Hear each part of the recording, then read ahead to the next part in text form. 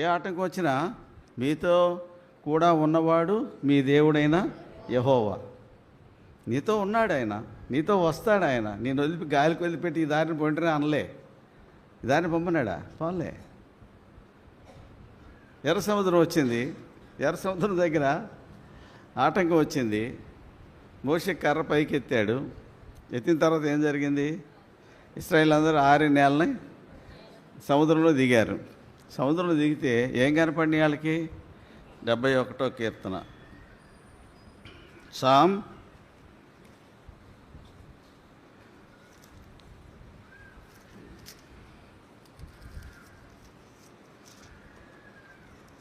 ఆఖరి వచనం, ఆఖరి 19, 20 వచనాలు. సారీ, ఒక్క నిమిషం ఆగండి.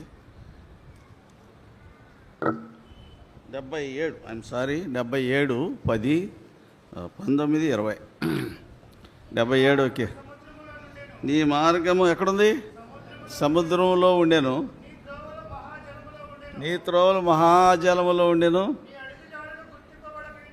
నీ అడుగుజాడలు గుర్తింపబడకుండాను.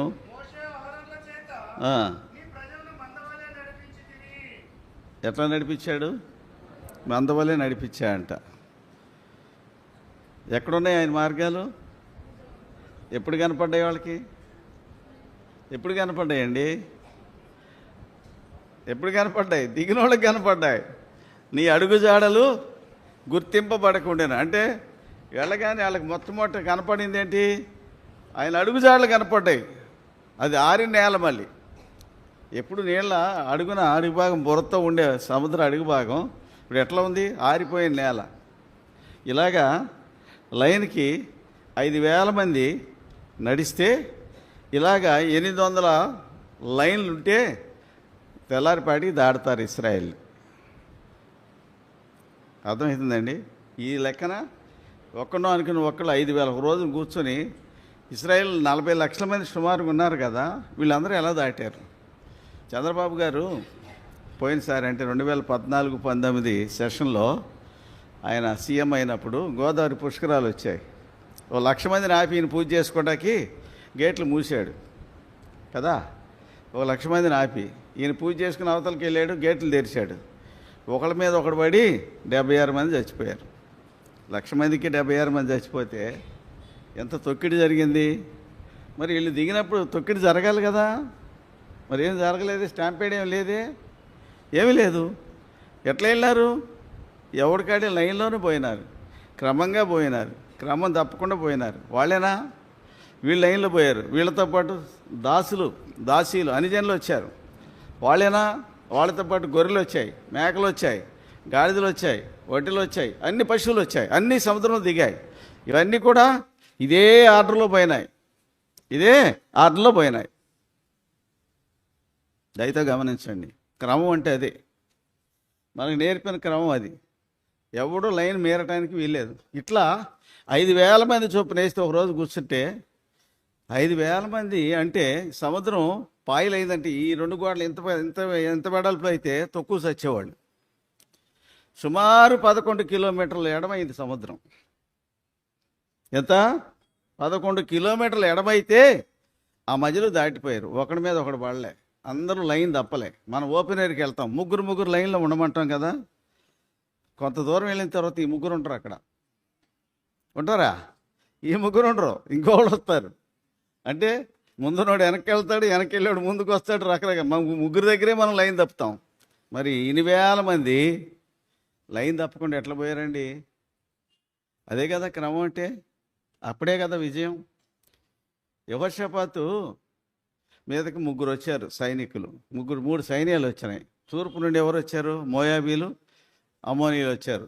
2వ దినవృత్తాంతంలో 20వ అధ్యాయంలో తూర్పు నుండి చదవండి. 20వ అధ్యాయం 1వ వచనం. ఇది అయిన తర్వాత మోయాబీలు, అమ్మోనీయులు, మెయోనీయులు అంటే ఏదోమీయులు. ఏదోమీయులు ఎక్కడుంటారు? ఇశ్రాయేల్ దేశానికి దక్షిణాన్ని ఉంటారు. మోయాబీలు, అమ్మోనీయులు ఎక్కడుంటారు? తూర్పు దిక్కున ఉంటారు. ఆ తర్వాత 3వ వచనం ఏముంది? పైన 2వ వచనం నుంచి చదవండి. ఆ తర్వాత ఏమైంది? కొందరు వచ్చి ఏం చెప్పారు? సిరియన్లు వచ్చారు, ఎక్కడున్నారు వాళ్ళు? ఏనుగేదిలో దిగి ఉన్నారని చెప్పారు. ఏనుగేది అంటే అది ఉత్తరాన ఉంది. ఎక్కడుంది? ఉత్తరాన ఉంది. ఇస్రాయేల్ దేశానికి ఉత్తరానేమో సిరియన్లు ఉన్నారు, యూదులకి అంటే ఇస్రాయేల్ది యూదా దేశం కదా ఇది. తూర్పున ఎవరున్నారు? మోయాబీలు, అమోనీయులు ఉన్నారు. తర్వాత దక్షిణానేమో మోయాబీలు, ఏదోమీలు ఉన్నారు. పడమట ఎవరున్నారు? పడమట ఫిలిష్తీయులు ఉన్నారు. వాళ్ళకి చిరకాల ప్రత్యర్థులు వాళ్ళు. పడమట ఏముంది? ఇస్రాయేల్ దేశానికి పడమట మధ్యధరా సముద్రం ఉంది. మధ్యధరా సముద్రం ఒడ్డునున్నదంతా గాజా, అష్టోదు, అమ్మోను, గాజా, అష్టోదు, అష్కెలోను, తర్వాత 5 పట్టణాలు ఉన్నాయి, ఫిలిస్తీన్ల పట్టణాలు.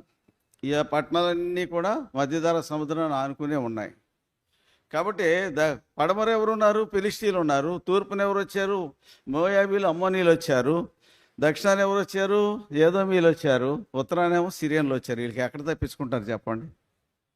తప్పించుకుని 4 దిక్కులు మూసేశారు. అప్పుడు యెహోషాపాతు ఏం చేశాడు? ఉపవాస ప్రార్థన పెట్టాడు. మనం ఉపవాస ప్రార్థనకు రాము, ఎంతమంది వస్తాం, ఆదివారం ఆరాధన ఫుల్గా నిండిపోద్ది. కానీ ఉపవాస ప్రార్థన, సంఘ ప్రార్థన అంటే 10 మంది కంటే ఎక్కువ రారు, ఎంత పెద్ద సంఘమైనా. ఆరాధనకి ఎంత ప్రాముఖ్యం ఉందో ప్రార్థనకు కూడా అంతే ప్రాముఖ్యత ఉండాలి సంఘంలో కదా. ఆరాధనకి ఎంత ప్రాముఖ్యత ఇస్తున్నామో ప్రార్థనకు కూడా అంతే ప్రాముఖ్యత. ప్రభు చెప్పినాడు, మీరు శోధనలో ప్రవేశించుకున్నట్లు మెలకువగా ఉండి ప్రార్థనకు వస్తారు, గురకలు పెడతారు చాలామంది. చాలా చెత్త అలవాటు అది. పక్కనోడు ప్రార్థన చేస్తాడు, వెనకాల ఉన్నాడు గురకలు పెడతాడు. నిద్రపోవడానికి ఇక్కడికి వచ్చేది. తర్వాత ఏం చేస్తారు? ఆ ప్రార్థన అయిపోయింది, అటెండెన్స్ కోసం వస్తారు చాలామంది. నువ్వు అటెండెన్స్ కోసం రావద్దు. ప్రభు చెప్పాడు, సీమోను పేతురుని దానికి ఇన్నర్ సర్కిల్ ఒకటి ఉంది. మార్క్స్ వార్త 13వ అధ్యాయంలో 34 వచ్చిన నుండి మీరు మెలకువగా ప్రార్థన చేయండి అని వాళ్ళ దగ్గర నుంచి కొంచెం దూరం వెళ్ళి ఆయన ప్రార్థన చేస్తున్నాడు. సీమోను పేతురు, యాకోబు, యోహాను, ఈ ముగ్గురు ఇన్నర్ సర్కిల్. వాళ్ళు అంతరంగికులు. మిగతా 9 కొండ కిందే ఉన్నారు. ఈ ముగ్గురుని పట్టుకెళ్ళి ప్రార్థన చేస్తూ, నా ప్రాణం మరణం తగినంతగా వేదంతో మునిగి ఉంది, మీరు నా కోసం మెలకువగా ప్రార్థన చేయండి అయ్యా అని సపోర్ట్ చేయడానికి తీసుకెళ్ళాడు. ప్రార్థనల సపోర్ట్కి. వీళ్ళందరూ ఏం చేస్తున్నారట? నిద్రపోతున్నారట. అప్పుడు ప్రభు వచ్చి ఎవరిని గద్దించాడు? సీమోను, నీవు నిద్రించున్నావా? ఒక గడి అయినా మేల్కొని ఉండలేవా? ఎందుకు మాట అన్నాడు? అంతకుముందే సీమోను ఏమన్నాడు? నీతో సిలువ వేయబడాల్సి వచ్చినా నేను నిన్ను ఎరగనని చెప్పను అన్నాడు. అట్లాంటి మనిషి ఇప్పుడు ఏం చేస్తున్నాడు? నిద్రపోతున్నాడు. నువ్వు ఎట్లా నిద్రపోతున్నావు? నువ్వు శోధనలో ప్రవేశించబోతున్నావు. కాబట్టి నువ్వు మెలకువగా ప్రార్థన చేయ అన్నాడు. ఆత్మసిద్ధమే కానీ శరీరం బలహీనమని చెప్పినాడు ప్రభు. అయితే అని చెప్పాడు, మళ్ళీ పోయి ప్రార్థన చేసుకున్నాడు. వచ్చేసరికట వారందరూ గాఢ నిద్రలోకి వెళ్ళిపోయినారు. అప్పుడు ప్రభు అన్నాడు, ఇక నిద్రపోండి, ఇంకా మిమ్మల్ని ఎవరు ఆపలేరు. వచ్చింది శోధన కాలం. వాడు వచ్చాడు, వారి కన్నులు భారంగా ఉన్నందున ఆయనకి ఏమి సమాధానం చెప్పాలో వారికి తోచలేదంట. 13వ అధ్యాయం ఆఖరి వచనం చూడండి ఏముందో. మార్క్స్ వార్త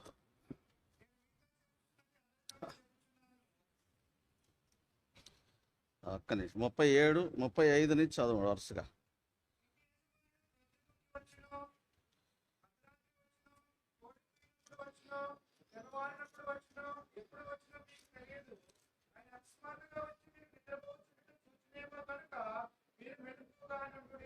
అని మార్క్స్ వార్త 13వ అధ్యాయంలో హెచ్చరిక చేశాడు. 3 జాములు 4 జాముల గురించి చెప్పాడు. పొద్దుగుంకే జాము. పొద్దుగుంకే జాము అంటే 6 నుండి రాత్రి సాయంత్రం 6 నుండి 12 గంటల వరకు పొద్దుగుంకే జాము. 12 నుండి 3 గంటల వరకు అర్ధరాత్రి జాము. 9 నుండి 6 నుండి 9 గంటల వరకు పొద్దుగుంకే జాము. జాము అంటే 3 గంటలు.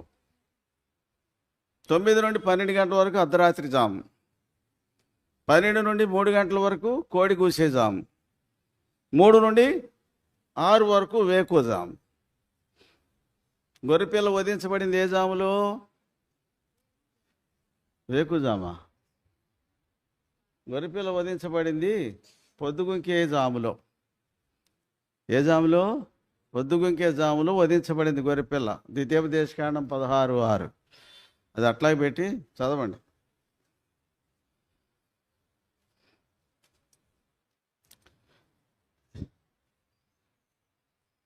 నీ దేవుడే యెహోవా ఏర్పరచుకున్న స్థలములో బయలుదేరి వచ్చిన వేళను అనగా ఎప్పుడు సూర్యుడు అస్తమించి సాయంకాలమున వధించి ఎప్పుడు వధించాలి గొర్రెపిల్లని? సూర్యుడు అస్తమించు సాయంకాలం 6 గంటల నుండి 9 గంటల లోపల గొర్రెపిల్ల వధించబడాలి. ఇది పొద్దుగుంకే జాము. రెండో జాము 9 నుండి 12 అర్ధరాత్రి వేళ జరిగినది ఏమనగా నిర్గమకాండం 12వ అధ్యాయం 28వ వచనం ఉంటుంది చూడండి. నిర్గమకాండం ఫరో మొదలుకొని 29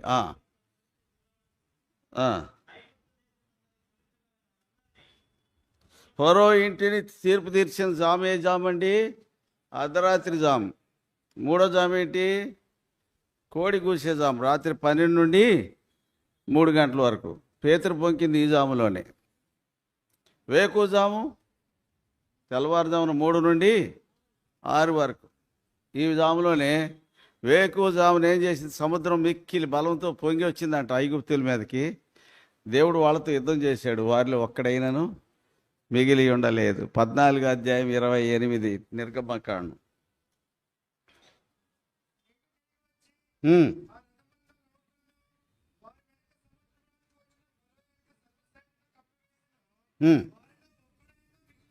వారిలో ఒక్కడైనా మిగిలి ఉండలే. మరి వీళ్ళల్లో ఇశ్రాయేలీల్లో 10వ అధ్యాయం 26 వచనం నిర్గమకాండం. మాతో కూడా రావాలను, ఒక్క డెక్కైనా విడిచిపెట్టబడదు.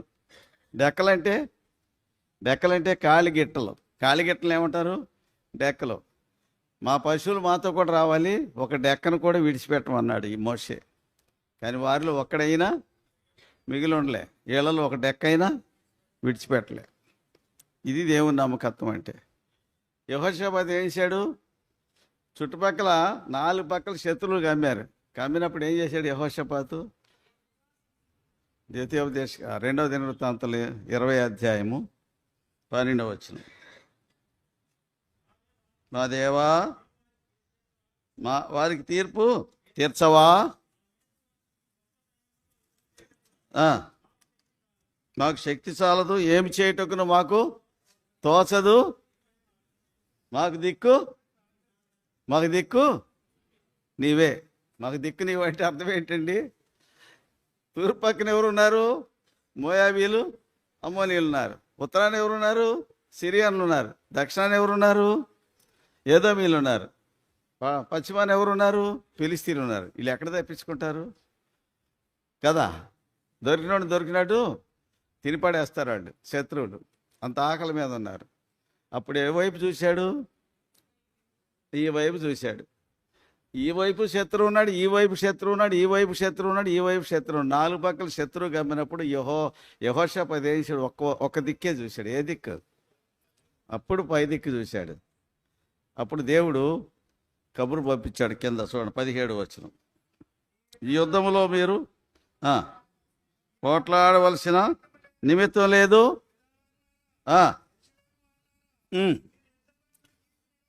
యుద్ధ పంక్తులు తీర్చి ఎట్లా నిలబడాలి చెప్పండి? పంక్తుల్లో ఉండాలా. యుద్ధం చేసేవాడు ఎప్పుడు పంక్తిలో ఉండాలా. మీరు ఎప్పుడైనా ఆర్మీ వాళ్ళని చూసారా? మిలిటరీ వాళ్ళని యుద్ధం చేయడానికి వెళ్తారు. ఒక్కో ప్లేటూన్, చిన్న విభాగాన్ని ప్లేటూన్ అంటారు. లైన్కి 10 మంది ఉంటారు. 30 మందిని కలిపితే ఒక ప్లేటూన్ అంటారు. ఒక ప్లేటూన్లో మొదటి లైన్ వాళ్ళు ఇటుపోతారు, మధ్య లైన్ వాళ్ళు ఇటుపోతారు, 3వ లైన్లో వాళ్ళు ముందుకు వస్తారు. అట్లా లైన్గా వెళ్తారు తప్ప ఎవడంతాడు కాలకాటం లేకుండా పరిగెత్తరు. యుద్ధం చేసేవాడికి ఒక డిసిప్లిన్ ఉంటుంది. యుద్ధం చేసేవాడికి ఒక క్రమం ఉంటుంది. ఆ క్రమంలోని పోవాలి. ఏమన్నాడు యెహోషాపాతు దేవుడు? ఈ యుద్ధ ప్రతివాడు ఎట్లా ఉండాలా? పంక్తిలో ఉండాలా.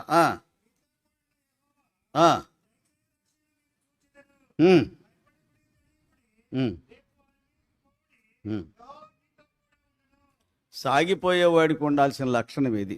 ఈ దినాల సంఘాల్లో ఇట్లా ఉన్నారా? లైన్లో లేరు ఎవడును. క్రమం తప్పిన మాటలు మాట్లాడుతున్నారు ప్రతివాడు నోరు ఉంది. ఇప్పుడు నోటికి పని చెప్పారు. క్రమంలో ఉండాలండి, క్రమశిక్షణ కలిగి ఉండాలా. అంతేగాని అల్లరి కర్తగా దేవుడు. 1 కొరింథీ పత్రిక 13:33 ప్రతి సంఘంలో కూడా దేవుడు క్రమానికే కర్త కానీ అల్లరికి కర్తగాడు. ఆయన సమాధానకర్త. ఆయన ఎక్కడున్నా సమాధానం ఉండాలి కానీ అల్లరి ఎందుకు వస్తుంది సంఘంలో? క్రమం తప్పినోడే అల్లరి చేసేవాడు. గుర్తుపెట్టుకోండి, క్రమం తప్పకూడదు, లైన్లో ఉండాలని చెప్పాడు దేవుడు. ఇశ్రాయేల్ 5,000 మంది వెళ్ళినా మొదటి లైన్లో 5,000 మంది దాటారు ఒకే క్రమంలో. వాళ్ళని బట్టి నెక్స్ట్ లైన్ 800 లైన్లు వెళ్ళాయి. తెల్లారి పట్టింది. తెల్లారి అయ్యేసరికి వాళ్ళందరూ అవతలోటికి వెళ్ళిపోయారు. అప్పటికి ఫరో సైన్యం అంతా సముద్రం మధ్యకు వచ్చారు. వీరిలో ఒక డెక్క అయినా విడవడలేదు, వాళ్ళలో ఒక్కడైనా మిగిలి ఉండలే. దేవుడు చేసే పని ఇది. అందుకే యెహోవా దయచేయు రక్షణ, ఈ మాట యెహోషాపాతుతో చెప్పాడు, ఇదే మాట మోషేతో చెప్పాడు. 13వ అధ్యాయం నిర్గమకాండం 14వ వచనం. 12:13 నిర్గమకాండం 14వ అధ్యాయము 13వ వచనం చదవండి.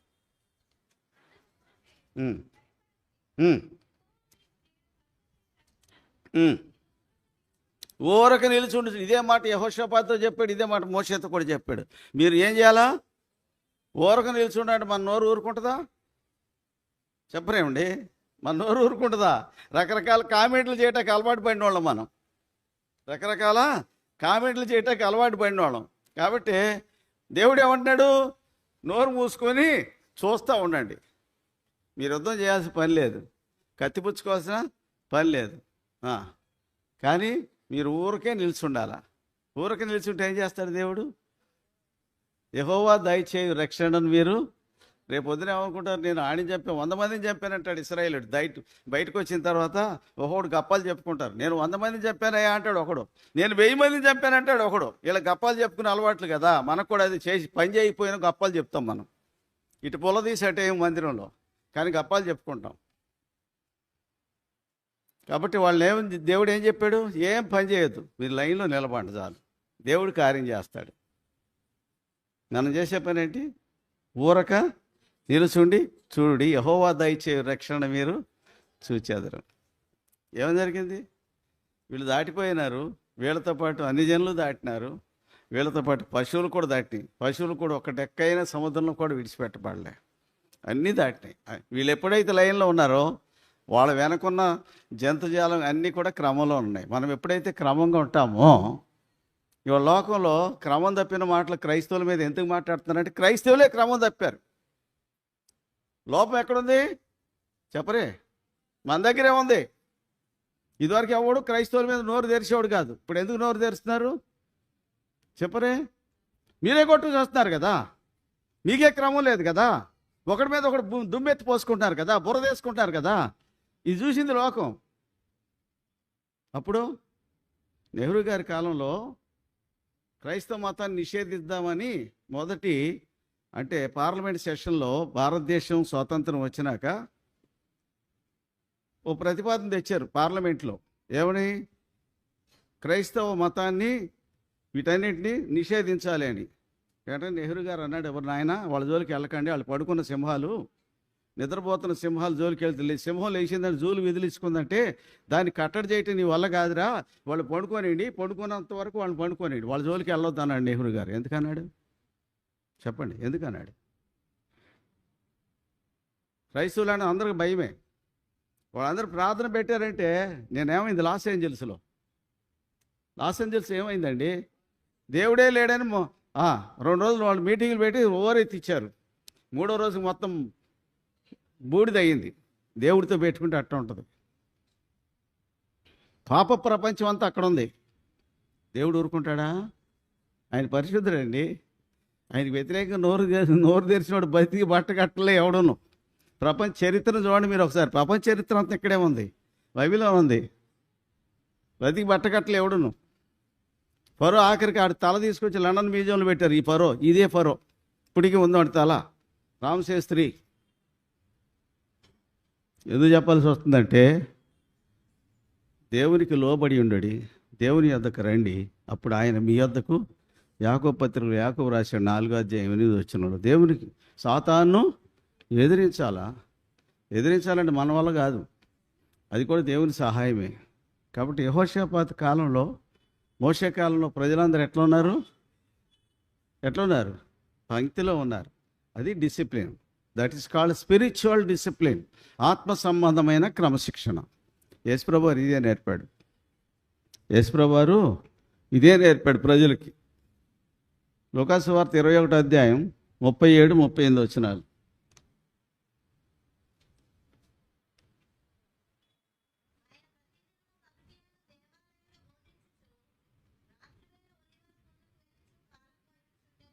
యేసుప్రభు వారి కాలంలో దేవాలయం ఉంది, కానీ అది హేరోదు కట్టించిన దేవాలయం. కాబట్టి ఆయన ఏం చేసేవాడు? ఎక్కడికి వెళ్ళేవాడు? పగలంతా దేవాలయంలో ఉండేవాడు. రాత్రి కాగానే ఎక్కడికి వెళ్ళేవాడు? ఒలీవల కొండకు వెళ్ళొచ్చు. ఎందుకు? ఎవరితో కాలం గడుపుతున్నాడు? అక్కడ దేవునితో గడుపుతున్నాడు. అక్కడ దేవునితో గడపాలంటే ఏదో ఉండాలి కదా, అక్కడ ఏదో ఒకటి ఉండాలి కదండి.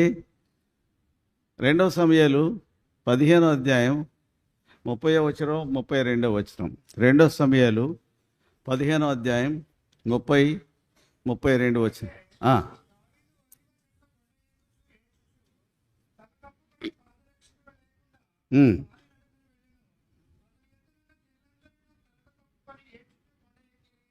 ఉపద్రవం వచ్చింది దావీదు జీవితంలో.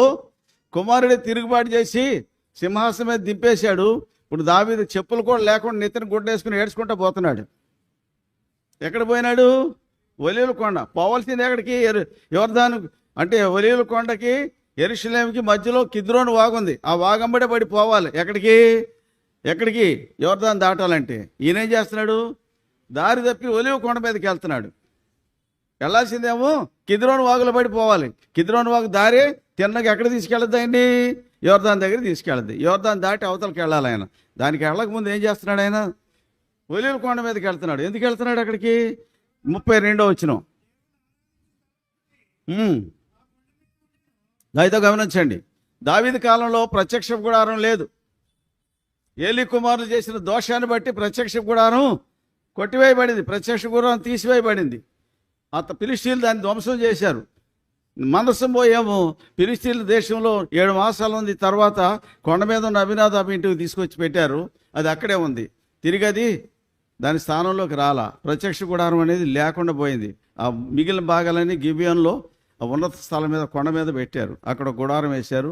ఆ గుడారం మీద ప్రజలు బలులు అర్పించుకోవడానికి పోయేవాళ్ళు. కానీ రెండు కలిపి ఒక చోట లేవు కదా. ఇలాంటి పరిస్థితులు దావీదు చేశాట. దేవుణ్ణి ఆరాధించుకోవడానికి ఒక స్థలాన్ని సిద్ధం చేసుకున్నాడు. ఎక్కడ? ఒలీవ కొండ మీద. ఆ స్థలము 1000 సంవత్సరాల తర్వాత యేసు ప్రభు వారికి ఉపయోగపడింది. అర్థమవుతుందండి? కాబట్టి యేసు ప్రభు వారు ఎక్కడ పోతుండేవాడు? అక్కడ పోయేవాడు. ఎందుకు? తన పితరుడైన దావీదు గట్టి పెట్టాడు. రేపు నీ పిల్లలకి అక్కడికి రావడానికి తల్లిదండ్రులారా, పెద్దలారా, మీ దగ్గర ఏమైనా ఉందా? ఇవాళ పెద్దలకి ఇది సూటి ప్రశ్న. ప్రతి సంఘంలో పెద్దలైన వాళ్ళు ఏం చేస్తున్నారంటే వాళ్ళ ఉనికిని కాపాడుకోవటానికి పిల్లలు రాకుండా తొక్కి పడేస్తున్నారు. ఎవరొస్తూ తరిమీది ఎవరు? వాళ్ళ పైకి తీసుకురారు. వాళ్ళు టాలెంట్ ఉన్నవాడిని బయటికి తీసుకురారు. వాళ్ళ పిల్లలేమో రోడ్ల మీద తిరుగుతుంటారు. వేరే వాళ్ళ పిల్లలేమో సంఘాల్లో బాధ్యత కలిగి చక్కగా నమ్మకంగా పనిచేస్తుంటే వాళ్ళు ఏం చేస్తారు? వీళ్ళని అనగదొక్కేస్తారు. రేపొద్దున ఈ రోడ్డు మీద ఆవారం తిరిగినోడు సంఘం పెద్ద అవ్వాలి. ఈ చెత్త అలవాట్లు ఉన్నాయి, చెత్త ఆలోచనలు ఉన్నాయి ఈ నేటి దినాల్లో సంఘాల్లో పెద్దల్లో. దయచేసి ఏమనుకోకండి. జరుగుతున్న ఈ దుర్మార్గాలు నేను చూస్తున్నాను కాబట్టి చెప్తున్నాను మీతో. ఆ తర్వాత ఎవరండి? నేటి బాలలే నేటి సండే స్కూల్ పిల్లలే రేపు యవనస్తులే ఇవాళ యవనస్తులే రేపు సంఘాన్ని నాటిపే నాయకులు. ఈ ఇంగిత జ్ఞానం ఉండాలి కదా మనకి. ఎవడు పట్టించుకుంటాడు పిల్లల గురించి? అందుకని ఆ సంఘానికి పోతున్నారు పిల్లలు. దావీదు చేసిన పునాది ఎవరికి అక్కడికి వచ్చిందండి? 1000 సంవత్సరాల తర్వాత ఆయన ఇంట్లోంచి వచ్చిన యేసు ప్రభువుకి అక్కర రాలే? అవునా కదా? మరి వాళ్ళు ఎందుకు లేదా ఆ క్రమం? ఎందుకు లేదంటే మనకి ఇంగిత జ్ఞానం లేదు. దేవుని వాక్యం మనం చదవం. దేవుని వాక్యం చదివితే దేవుని వాక్యంలోని విషయాలు మనకు అర్థమవుతాయి. నా తర్వాత నా కొడుకు యాజకుడు కావాలంటే అవుతాడు. ఏలీ తర్వాత ఏలీ కుమారులు యాజకులు అయ్యారు. పనికొచ్చారు సంఘానికి. దాన్ని ధ్యానిద్దాం. ఇప్పుడు విషయం ఏంటంటే, సాగిపోయేవాడు ఎప్పుడు కూడా ఆర్డర్లో ఉండాలా. దేనిలో ఉండాలా? డిసిప్లిన్లో ఉండాలా. నువ్వు క్రమం తప్పకూడదు. నువ్వు క్రమంలో ఉంటే నీ పిల్లలు కూడా క్రమంగానే ఉంటారు. ఆయన అనుదినము 21వ అధ్యాయం లూకాసు వార్త 2వ భాగం చదవండి. ప్రతిదినము దేవాలయంలో బోధించు. రాత్రి వేళ ఇశ్రాయేల్లో ముందు వచ్చేది రాత్రి వేళ పగల. ఏమండి, ఇశ్రాయేల్ ముందు వచ్చేది ఏ వేళ? దినారంభం ఎప్పుడు? ముందే రోజు చెప్పాను మీకు. దినారంభం సాయంకాలం 6 గంటల నుంచి. కాబట్టి ముందు వచ్చేది రాత్రి వేళ, తర్వాత వచ్చేది పగటి వేళ. అంటే యేసుప్రభువారు రేపు పొద్దున దేవాలయంలో బోధించాలంటే ఈ రాత్రి అంతా ఎవరితో గడిపేవాడు? ఆయన తండ్రితో గడిపేవాడు. ఇదే క్రమాన్ని భక్సి గారు నేర్చుకున్నాడు. రాత్రి అంతా ప్రార్థనలు ఉండేవాడు. తెల్లారెళ్ళి సంఘానికి వాక్యం చెప్పొచ్చాడు ఆయన. అదే క్రమం, యేసుప్రభువారి క్రమం అదే. ప్రతిదినము దేవాలయం పగటి వేళ దేవాలయంలో బోధిస్తాడు. రాత్రి వేళ కాగానే ఒలివ కొండకి వెళ్ళి కాలం గడుపుతాడు. ప్రజలకు ఏమి నేర్పాడు? 38వ వచనం.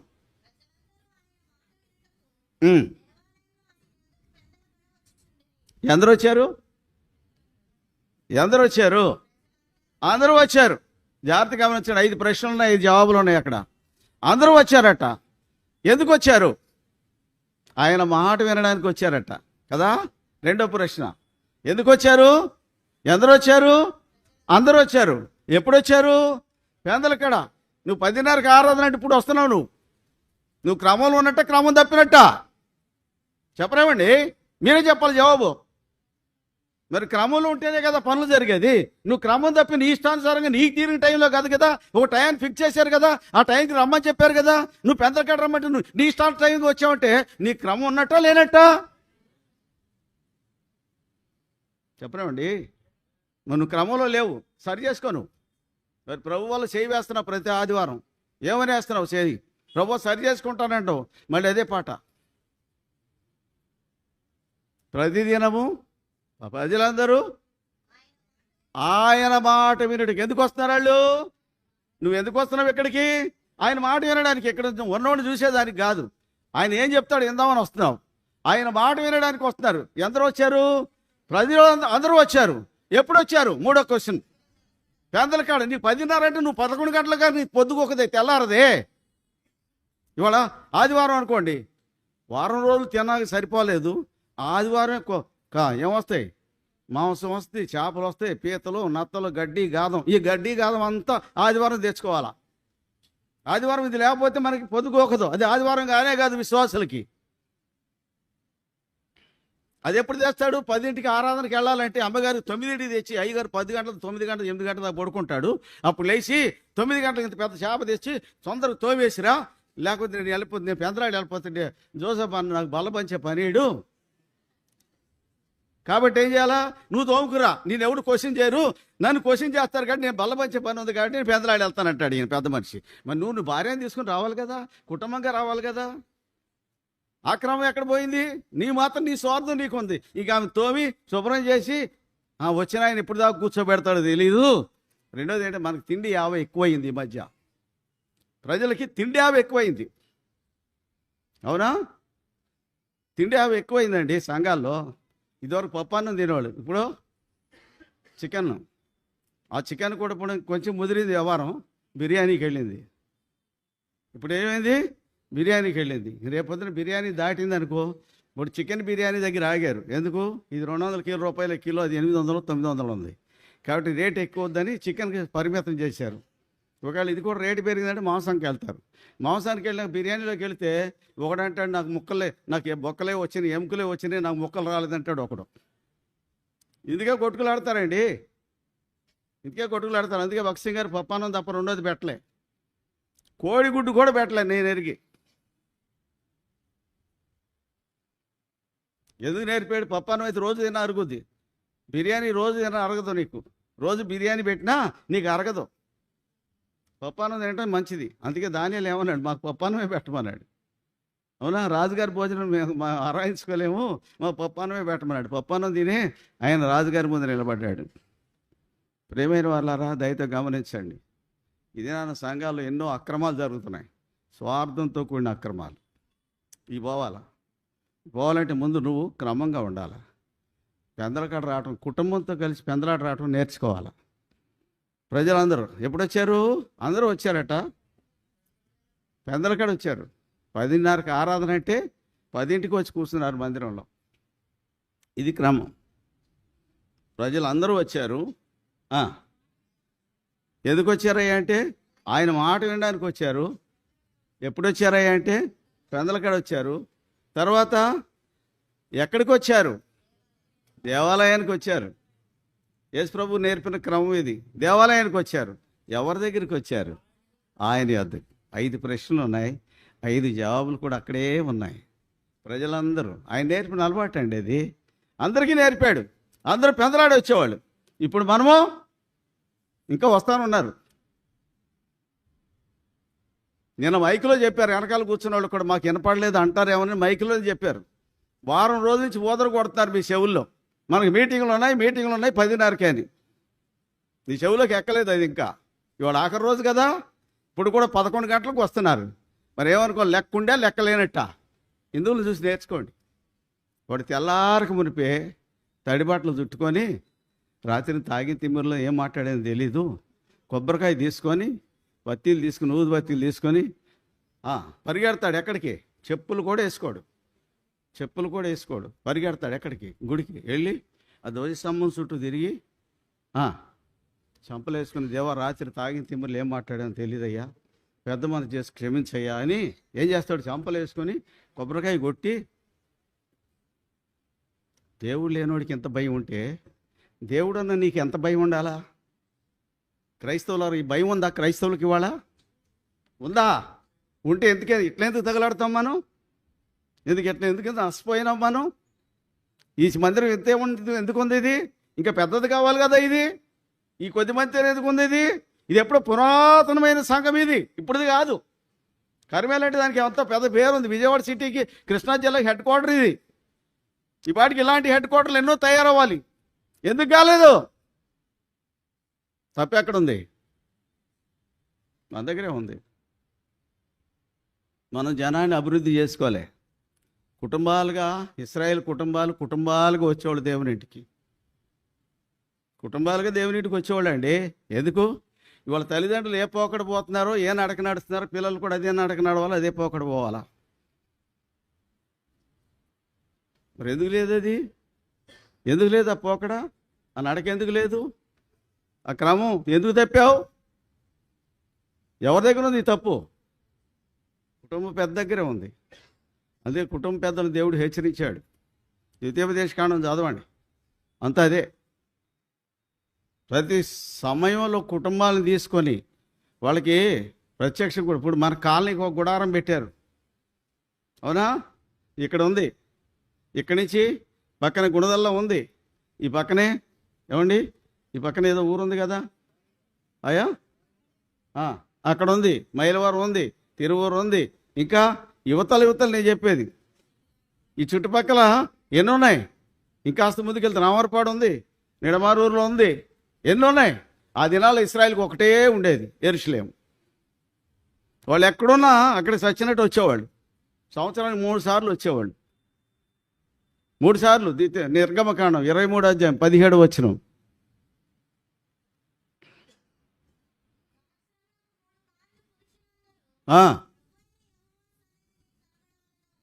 సంవత్సరానికి 3 మార్లు పురుషులందరూ. ఎందుకంటే కుటుంబ పెద్దలను ఎందుకు పిలిచాడు దేవుడు అంటే, కుటుంబ పెద్దలే కుటుంబానికి అకౌంటబుల్.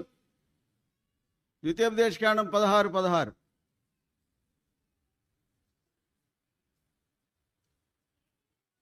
ఏటికి 3 మార్లు. పొంగని రొట్టెల పండుగలు, వారముల పండుగలు, పర్ణశాల పండుగలు. నీ మగవారందరూ ఆయన సన్నిధిని కనపడాలా. అంటే ఎందుకు కనపడాలా? ఈ మగవాళ్ళందరూ ఏం చేయాలా? దేవునికి లెక్క అప్పచెప్పాలి. దేవా, నా కుటుంబం అంతా ఇంటాక్ట్ ఉంది, నా కుటుంబం అంతా భద్రతగా ఉంది, నీ దయ వల్ల నా కుటుంబం అంతా నెమ్మదిగా ఉన్నాము అని చెప్పడానికి రావాలి వాళ్ళు. మగవాళ్ళే రారు, ఆడవాళ్ళు మాత్రం ఎక్కువ వస్తున్నారు ఈ దినాల సంఘాల్లో. ఎక్కడైనా ఈ మగవాళ్ళు గుడికి వచ్చానంటే వాళ్ళు ఏదో పెద్ద గొప్ప కార్యం చేసినట్టు ఫీల్ అవుతారట. డినామినేషన్ చర్చలో మగవాళ్ళు రారండి. కనీసం భక్సింగ్ గారు ఆయన చేసిన ఏదో పని వల్ల పురుషులందరూ కూడా వస్తున్నారు. కానీ ఇదివరకు డినామినేషన్ బ్యాప్టిస్ట్ వాళ్ళు కానీ సిఎస్ వాళ్ళు మగవాళ్ళు రారు, ఎవరు సంఘ పెద్దలు తప్ప. అదే పెద్దరికం ఇస్తే వస్తారు వాళ్ళు.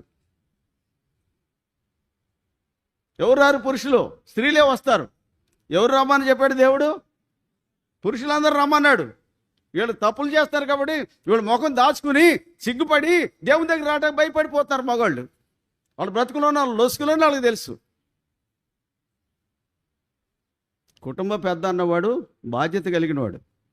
నీ కుటుంబానికి నువ్వు అధికారివి. ఆ అధికారాన్ని బట్టి నీ కుటుంబాన్ని జాగ్రత్తగా తెచ్చుకొని దేవునింటికి తేవాలి. ద్వితీయోపదేశకాండం 12వ అధ్యాయం.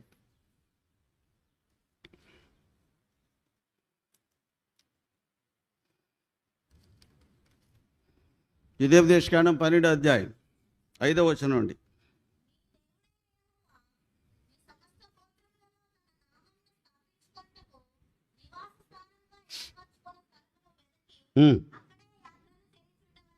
ఎక్కడే ఏ స్థలంలో దేవుని యొక్క నివాస స్థలం ఉందో ఆ స్థలాన్ని వెతికి అక్కడికే యాత్రలు చేయాలా. తర్వాత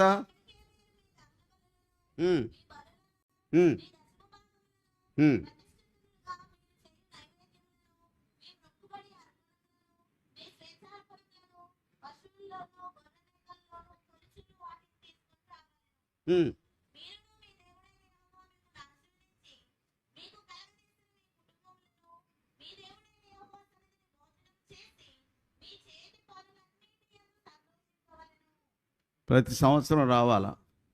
ప్రతి సంవత్సరం కుటుంబాలతో వాళ్ళకి ఉన్నది వెసులుబాటు దేవుడు ఇచ్చాడు. కుటుంబాలతో రావడానికి సంవత్సరానికి వెసులుబాటు ఇచ్చాడు.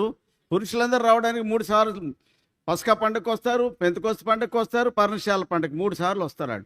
మొదటి మాసంలో వస్తారు, 3వ మాసంలో వస్తారు, 7వ మాసంలో వస్తారు. పురుషులందరూ నీ దేవుడైన యెహోవా సన్నిధిని కనబడాలి. తర్వాత నీ కుటుంబాలు ఎవరున్నారు? నీవు, నీ తండ్రి, నీ తల్లి, నీ పిల్లలు, తర్వాత మీ అన్నదమ్ములు, కితండ్కిన్, నీ బీరకాయ పీసు సంబంధం ఎందరైతే ఉన్నారు అందరూ. తర్వాత ఇంకెవరు? నీ పనివాళ్ళు, నీ దాసులు అందరినీ తీసుకుని వచ్చి నీ దేవుడైన యెహోవా సన్నిధిని ఏం చేయాలా? అర్పణలు, నీ బళ్ళు, నైవేద్యాలు, స్వేచ్ఛార్పణలు, దహన బళ్ళు, వీటన్నిటిని దేవుని సన్నిధిలో అప్పగించి తర్వాత ఏం చేయాలి? దేవుడైన యెహోవా సన్నిధిని భోజనం చేయాలి. ఇదే భోజన సహవాసం. అక్కడ భోజన సహవాసం చేసేటప్పుడు దాసుడు లేడు, చిన్నోడు లేడు, పెద్దోడు లేడు, అందరు కలిసి భోజనం చేస్తారు. ఇదే క్రమానే కదా భక్సింగ్ గారు తెచ్చింది. ఏమండి చెప్పడే? ఇదే క్రమాన్ని కదా ఆయన తెచ్చింది. బయట ఉన్నది ఏంది అలా, లోకంలో ఉన్నది ఏంది అలా, బయట దేవుని వాక్యంలో ఏమవుతుంది అదే తెచ్చాడు ఆయన. ఈ ప్రజలందరూ యెహోవా సన్నిధిని భోజనం చేయాలి. అప్పుడు ఉన్నోడు, లేనోడు, గొప్పోడు, చిన్నోడు అందరూ ఏకమై కూర్చుంటారు. ఈ దినాల్లో లేనోడు వాడిని పక్కన పెడుతున్నారు.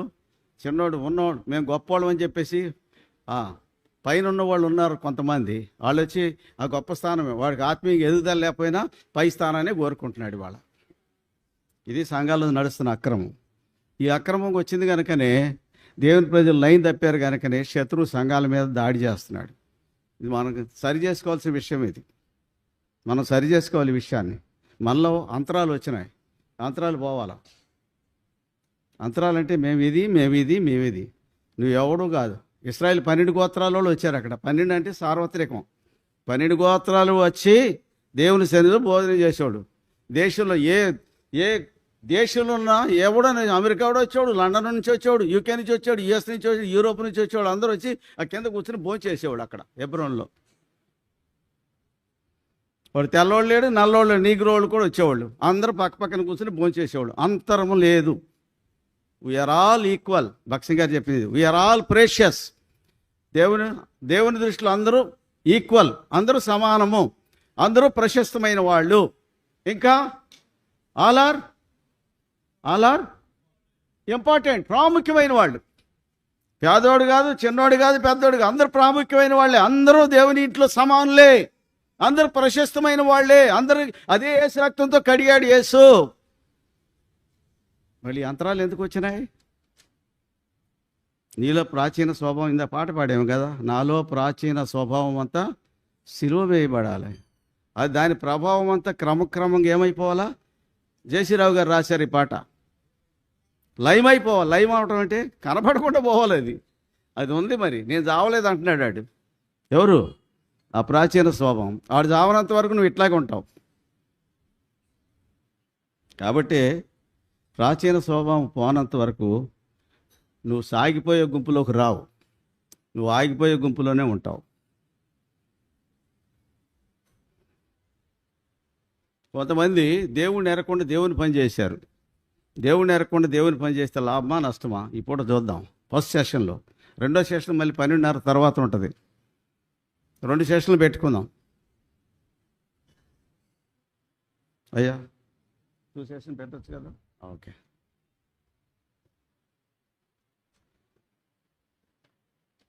రండి, మొదటి సమయాలు. ఇప్పుడు దాకా మీకు చెప్పింది ఇంట్రొడక్షనే. ఇప్పుడు దాకా పరిచయమే, ఇంట్రొడక్షన్ అయింది. ఇప్పుడు జరగబోయేది అసలు పాఠంలోకి వెళదాం. రండి. మొదటి సమయాలు 2వ అధ్యాయం 12వ వచనం.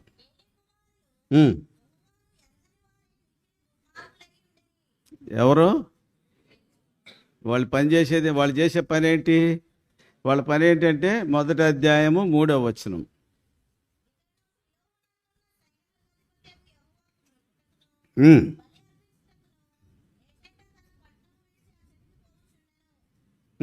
ఆ కాలమందు ఏలి యొక్క ఎక్కడ యాజకులుగా ఉన్నారు. వాళ్ళ ఆయనేమో ప్రధాన యాజకుడు, 98 సంవత్సరాల వృద్ధుడు. ఆల్మోస్ట్ అంటే 30 సంవత్సరాల వయసులో సేవకు వచ్చాడు యాజకత్వానికి. 68 ఏళ్ళుగా సేవకుడు యాజకుడిగా ఉన్నాడు వాళ్ళ ఆయన. వాళ్ళ తర్వాత కుమారులు వచ్చారు. అంటే వంశపారంపర్యంగా అహరోన్ తర్వాత అహరోన్ కుమారులు, అహరోన్ కుటుంబీకుడు కనుక ఇతనికి కూడా వంశపారంపర్యంగా యాజకత్వం వచ్చింది. కాబట్టి బలు ఎట్లా అర్పించాలో తెలుసు, ఏ విధంగా వాళ్ళు తెచ్చిన నైవేద్యాలు కానీ దేవుని సన్నిధిలో అప్పగించాలో తెలుసు. ఈ క్రమం అంతా ఎవరు చూస్తున్నారు? ఏలి కుమారులు చూస్తున్నారు. ప్రత్యక్ష గుడారం ఎక్కడుంది? అప్పుడు షీలోహులో ఉంది. యెహోషువ 18వ అధ్యాయంలో మొట్టమొదటి యెహోషువ షీలోహులో ప్రత్యక్ష గుడారం వేసి అక్కడ బలులు అర్పణలు అన్నీ కూడా ప్రారంభించాడు. ఎందుకంటే వాళ్ళు యాత్ర ఉన్నప్పుడు ఎక్కడ ఆగారో అక్కడ ప్రత్యక్ష గుడారం వేసేవాళ్ళు. వాగ్దాన దేశంలోకి వచ్చిన తర్వాత మొట్టమొదట షీలోహ్ అనే స్థలంలో ప్రత్యక్ష గుడారాన్ని వేశారు. న్యాయాధిపతుల కాలం 400 సంవత్సరాలు. ఈ 400 సంవత్సరాలుగా షీలోహులోనే ఉంది ప్రత్యక్ష గుడారం. ఇశ్రాయేల్ అందరూ కూడా ప్రత్యక్ష గుడారానికి ప్రతి సంవత్సరం పండుగలకు వస్తారు. పసక పండుగకు వస్తారు, పర్ణశాల పండుగకు వస్తారు, పెంతెకొస్తు పండుగకు వస్తారు, పర్ణశాల పండుగకు వస్తారు. ఇంకేదైనా ఉంటే నీ దేవుడైన యెహోవా తన నామం కోరుకొని స్థాపించిన స్థలాన్ని వేదుకొని అక్కడికే యాత్రలు చేయాలి. అక్కడే మీ దశమ భాగాలు ద్వితీయోపదేశకాండం 12వ అధ్యాయం ఉంది కదా. ఆ విషయాలన్నీ ఆ క్రమాన్ని అనుసరించి ఇశ్రాయేల్ అందరూ అక్కడికి వస్తారు. ఆ క్రమంలోనే ఎవరు? ఎల్కానా తన కుటుంబాన్ని తీసుకుని ఎక్కడికి వచ్చేవాడు? షీలోహుకు వచ్చేవాడు. షీలోహులు ఏం చేసేవాడు? వాళ్ళు అన్నపానాలు పుచ్చుకొని దేవుని యెహోవా సన్నిధిని సంతోషించి తర్వాత పండగ అయిపోయిన తర్వాత వెళ్ళేవాళ్ళు. ఇది వాళ్ళ క్రమం. ఈ ఎల్కానా కుటుంబం కూడా దేవుని ఇంటికి వస్తూ ఉండేది. ఎల్కానాకి 2 భార్యలు ఉన్నారు. ఒక ఆమె హానా, ఆమెకు పిల్లలు లేరు. ఇంకొక ఆమె ఉంది పెనిన్నా, ఆమెకు పిల్లలు ఉన్నారు. ఇక ఈమెని రాచి రంపాన్ని పెడుతుంది. నీకు పిల్లలే లేరు, నీ ముఖం చూస్తేనే దరిద్రం, ఎందుకు వస్తున్నావే నువ్వు అని చెప్పేసి రాచి రంపాన్ని పెట్టేది. ఎవరు? పెనిన్నా. ఎందుకంటే పిల్లలు లేని వాళ్ళని హీనంగా చూస్తారు ఆ దినాల్లో. ఈ దినాల్లో కూడా అట్లాగే ఉందనుకోండి. అయితే ఆమె ఎవరికి చెప్పుకోవాలో చెప్పుకుందంటే అక్కడ యాజకులు లేరు. ఉన్నాడు, పెద్ద మనిషి ఉన్నాడు, ఆయనకి చెవులు వినపడవు, కళ్ళు కనపడవు. ఎవరైనా? ఏలి, 98 సంవత్సరాలు వృద్ధుడు. ఆయన కుమారులు అంటే పోకిరి వాళ్ళు స్త్రీలను విడిచిపెట్టేవాళ్ళు కాదు, వాళ్ళ కంటికి నప్పిన స్త్రీలను వదిలిపెట్టేవాళ్ళు కాదు. ఇట్లాంటి దుర్మార్గులు వాళ్ళు ఏం చేస్తున్నారు? యాజకత్వం చేస్తున్నారు. వాళ్ళు యాజకత్వం చేస్తూ వాళ్ళు ఇప్పుడు మనం చదివే 2వ అధ్యాయం 12వ వచనం ఏం రాయబడింది? ఏలి కుమారులు యెహోవాను ఎరగని వారే. దుర్మార్గులు కాదు, మిక్కిలి దుర్మార్గంలో హై ప్రొఫైల్. అర్థమవుతుందండి? దుర్మార్గంలో హై ప్రొఫైల్ వీళ్ళది. అంటే లెవెల్ అనమాట, మ్యాక్సిమం లెవెల్కి వెళ్ళిపోయారు దుర్మార్గంలో. వాళ్ళు ఏం చేస్తున్నారట? తర్వాత 13వ వచనం. ఆ, ఆ, ఆ, ఆ. కొంచెం తీసుకుని వచ్చి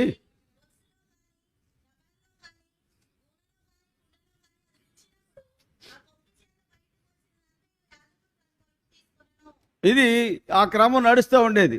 3 ముళ్ళు గల కొంకి. 3 ముళ్ళు అంటే ఒకటేమో నేను, రెండోది నాది, మూడోది మాది. మై భక్ష్యం గారు చెప్పాడు ఈ మాట. My mine. నేను, నాది, మాది. 3 ముళ్ళు. 3 ముళ్ళు గల కొంకి అంటే ఎంతసేపు నాకు నాకు నాదే. స్వార్థం అనమాట. 3 ముళ్ళు గల కొంకి గుచ్చితే ఎంత మాంసం వస్తే యాజకుడు తన ఇంటి కోసం తీసుకుంటాడు. కానీ అదే సమయంలో బలిపశువును వధిస్తే కుడి జబ్బు అతనికే ఇస్తారు. ఇది చాలక ఇప్పుడు యాజకుని పనివారు వచ్చి అంటారట. తర్వాత చదువునాను. ఆ, ఆ,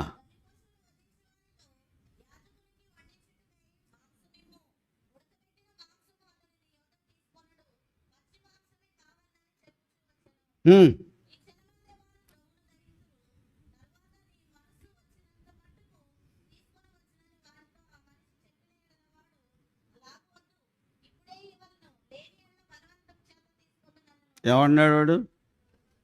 నువ్వు ఇస్తావా, నన్ను తీసుకోమంటావా? ఇదేంటి? రౌడీలు గుంపు తయారు చేశారు ఇద్దరు. ఎవరు? హోఫ్నీ, ఫీనెహాసులు. ఏమంటున్నారు? ఒకడొస్తాడు, అన్నకు మాంసం కావాలి. అరే ఇప్పుడే కదయ్యా. ఇప్పుడు బలిపశువు, సమాధాన బలిపశువు వధించారంటే, సమాధాన బలిపశువుని వధిస్తే ఏం చేయాలా? ఆ కొవ్వును దహించాలా. బలిపీట మీద కొవ్వు దహించాల. లేవికాండం 6వ అధ్యాయం 12, 13 వచనాల్లో బలిపీఠ మీద అగ్ని మండుచుండవలను. ప్రతి ఉదయమున యాజకుడు సమాధాన బలిపశువుగా కొవ్వును దహించాలి. బలిపీఠ మీద అగ్ని మండుచుండవలను, అది ఆరిపోకూడదు, అది నిత్యము మండుచుండాలని చెప్పాడు. సమాధాన బలిపశువు ఎందుకంటే దాని కొవ్వును పీఠ మీద దహిస్తారు. ఎవడన్నా తలెగరేసి మాట్లాడుతున్నాడు అనుకోండి, ఏమంటాం మనం? వీని బాగా తలపోగరు ఉందంటాం. ఎవడన్నా రొమ్మిరిసి మాట్లాడుతున్నాడు అనుకోండి, ఏమంటాం? ఈయన బాగా కొవ్వు పట్టింది అంటాం. అంటే తల ఇరుసుకుని మాట్లాడేది, తల ఎగరేసి మాట్లాడేది, రొమ్మిరుసుకుని మాట్లాడేది ఎవరు? లోపలున్న కొవ్వు. అది మాట్లాడుతుంది. ఇప్పుడు వీళ్ళకి కూడా అదే వచ్చింది. వీళ్ళు ఏమంటారు? అన్నకు మాంసం కావాలి. అది ఇప్పుడే ఉడుకుతుందయ్యా. బలిపశువును వధించారు, కొవ్వు దహించలేదంటే అది అయిన తర్వాత నీ ఇష్టం వచ్చిన తీసుకో అంటే వీడేమంటున్నాడు? అలా కాదు, నువ్వు ఇస్తావా, నన్ను తీసుకోమంటావా? ఎంత బలాత్కారం అండి. అంటే దేవుని కంటే వీళ్ళు హై లెవెల్కి వెళ్ళిపోయినారు. ఎక్కడున్నారు వీళ్ళు? ఎక్కడున్నారు? దేవుని ఇంట్లో ఎక్కడున్నారు? మరి ఆ రోజున అక్కడున్నగలేదు, ఇక్కడ లేరా? ప్రతి స్థలంలో ఉన్నారు వీళ్ళు. ఈ బలాత్కారుల గుంపు ఉంది, వాళ్ళ పని పడతాడు దేవుడు. ఇట్లాంటి దేవుణ్ణి ఎరగని వారని రాయబడింది కదా మాట. 12వ వచనంలో ఏలి కుమారులు యెహోవాను ఎరగని వారు. యెహోవాని ఎరగని వాళ్ళు అంటే దేవుణ్ణి ఎరగని వాడిని ఏమంటాం మనం? మీరు చెప్పండి, మీ భాషలో మీరు చెప్పండి. దేవుణ్ణి ఎరగని వాడిని మీరు ఏమంటారు? ఏమండి? అన్యుడు. కరెక్ట్ మాట. అన్యుడు. అన్యుడు అనేవాడు ప్రత్యక్ష గూడంలో బలిపీఠం అవతలు ఉంటాడా, యువతలు ఉంటాడా? ఏమ్మా? అవతలు ఉంటాడు. యువతలకు వచ్చాయంటే వాడు మారు మనసు పొందినట్లు లెక్క, వాడు దేవుని ప్రజలకు వచ్చినట్లు లెక్క. వీడు అన్యుడు. అన్యుడైన వాడు దేవుని ఇంట్లో పనిచేయొచ్చా? చేస్తే లాభమా నష్టమా? ఎంత నష్టం అది మనం తెలుసుకుందాం. అదేంటండి మా సంఘ పెద్ద కొడుకండి ఆయన, అయితే నాకేంటి చెప్పండి. వాడు మారు మనసు పొందాడా లేదా? భక్సింగ్ గారు అట్లా పెద్ద పెద్ద దైవజనుల పిల్లల్ని పక్కన పెట్టినాడు ఆయన. మారు మనసు పొందినవాడు కిచెన్ కాడ కనపడితే నువ్వు ఎందుకు వచ్చావు ఇక్కడికి, ఏ పని నీకు, నువ్వు మారు మనసు పొంద ముందు అనేవాడు. మారు మనసు లేకుండా దేవుని పని ముట్టుకొని ఇచ్చేవాడు కదా ఆయన. అంత రోషం ఉండేది ఆయనకి. కాబట్టి క్రమంగా ఉంది ఈ సంఘం. ఆయన ఎప్పుడైతే అటు దాటిపోయాడో ఈ శరీర సంబంధం అందరూ ఎంటర్ అయినారు సంఘంలోకి. మారు మనసు పొందిన వాళ్ళు సంఘంలోకి ఎంటర్ అయినారు. ప్రతి వాడికి ఆధిక్యతలు కావాలి. ఇప్పుడేం జరిగింది ఇక్కడ? జరిగింది ఏంటి ఇక్కడ? చదవండి. బలాత్కారం. తర్వాత ఏముంది? 17వ వచనం. అందుచేత జనులు యెహోవాకు నైవేద్యము చేయుట యందు యవనస్తులు కారణమైన గనుక యెహోవా సన్నిధిని బహు గొప్పదాయను. అనుడైన వాడు దేవుని ఇంట్లోకి రావచ్చా? చెప్పరే. ఒకవేళ నువ్వు వచ్చావనుకో, దేవునితో సమాధానపడి రావాలా. దేవుని దగ్గరికి వచ్చి చంపలేసుకుని దేవునితో సమాధానపడి నేను పాపినని చెప్పి ఒప్పుకొని రావాలా. లేకుండా నీకు దేవుని ఇంట్లో పని లేదు, పనే చేయకూడదు. మారు మనసు పొందినవాడు ఎంతడోడైనా సరే మొహమాటం లేకుండా బారాయ్ నువ్వు మారు మనసు పొందేవా, బాప్తిస్తం పొందేవా, లేకపోతే పక్కన ఉంటారా బాబు అని చెప్పాలా. వాళ్ళు ఎంత పెద్దవాళ్ళు కొడుకైనా సరే మొహమాటం ఉండకూడదు. మొహమాటం పెట్టుకున్నామంటే వాడిని సంతోషపెట్టాకి మనుషులు నిన్న చూసామో మనం చూసాము. మనుషులను సంతోషపెట్టేవాడు యేసును సిలువేసేవాడు. మార్క్స్ వార్త 15:15. పిలాతు జనసమూహం సంతోషపరచక మనసు గలవాడై యేసును సిలువ వేయించి, అంటే బరబ్బను విడుదల చేయించి యేసును కొరడాలతో కొట్టి సిలువ వేయ అప్పగించాను. యేసును సిలువేసేవాడు ఎవడో మనుషులను సంతోషపెట్టేవాడు. నువ్వు మనుషులను సంతోషపెడుతున్నావంటే నువ్వు యేసును సిలువేస్తున్నావు. మనుషులు సంతోషపెట్టే పని మనం చేయకూడదు. యేసు ప్రభు మనుషుల్ని ఎక్కడా సంతోషపెట్టలే. ఆయన తన తండ్రిని పంపిన తండ్రినే గణపరిచాడు, తండ్రినే గొప్ప చేశాడు. ఆయనకి తండ్రి ప్రాముఖ్యమైన వాడు, మనుషులు కాదు. మనుషుల కొరకు ఆయనకి ఇచ్చిన పని ఒకటి ఇచ్చాడు, ఆ పని పూర్తి చేయడానికి ఆయన వచ్చాడు. ప్రేమైన వాళ్ళారా, బలిపీఠం అవతల ఉన్నాడు ఎక్కడికి వచ్చాడు? బలిపీఠం దాటి వచ్చాడా? బలిపీఠం దాటి ఇంకెక్కడికి వచ్చాడు? గంగాళం దాటి వచ్చాడు. అంటే మారు మనసు లేదు, గంగాళం అంటే బాప్తిస్మం అది కూడా లేదు. ప్రత్యక్ష గుడారంలోకి వచ్చాడు. వీళ్ళు ఏం చేస్తున్నారు? ధూపం వేస్తున్నారు, బళ్ళు అర్పిస్తున్నారు, అన్ని పనులు చేస్తున్నారు. కానీ వీళ్ళకి ఏమి లేదు, మారు మనసు లేదు. వీళ్ళకి ఏమి లేదు, మారు మనసు లేదు. తర్వాత ఏం జరిగింది? తర్వాత ఫిలిష్తీయులు వచ్చి పడ్డారు. ఎక్కడ? 4వ అధ్యాయం 1వ వచనం.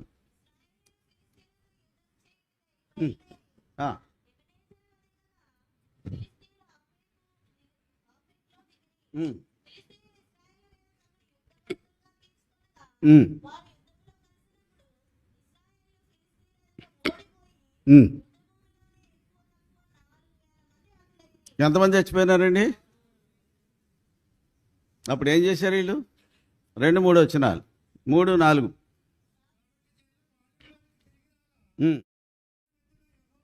ఇశ్రాయేలు పెద్దల్లోకి ఆలోచన వచ్చింది. ఏమని?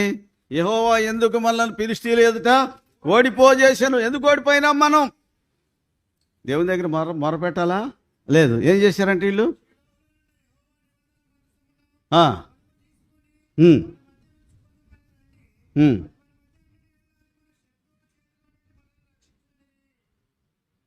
ఇవాళకి వచ్చిన ఆలోచన ఇదండి. ఇదే 400 సంవత్సరాలు వెనక్కి వెళితే ఇశ్రాయేలు హాయి మీదకి వెళ్ళారు. ఎరికో పట్టణం గెలుచుకున్న ఓష్లో ఏం చేశారు? హాయి పట్టణం మీదకి ఎక్కువ మంది అక్కర్లేదు, 2000 మంది 3000 మంది చాలు అంటే ఓవర్ కాన్ఫిడెన్స్ వచ్చింది ఇశ్రాయేల్కి. కాబట్టి చిన్న పట్టణం దాన్ని వసూలు చేసుకోవడానికి మన బలాఢ్యులు 2000 మంది 3000 మంది చాలు, మొత్తం క్యాంప్ అంతా ఎందుకని చెప్పి అనుకున్నారు. అనుకుని వెళితే వాళ్ళు ఏం చేశారు? 36 మందిని చంపేశారు. చంపితే ఏం చేశారు? దేవుని దగ్గరికి వచ్చి ఏడ్చారు. చదవండి యెహోషువ.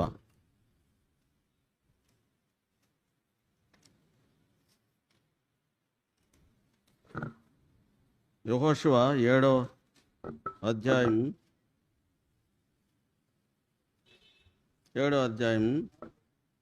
6-7 వచనాలు. యెహోషువ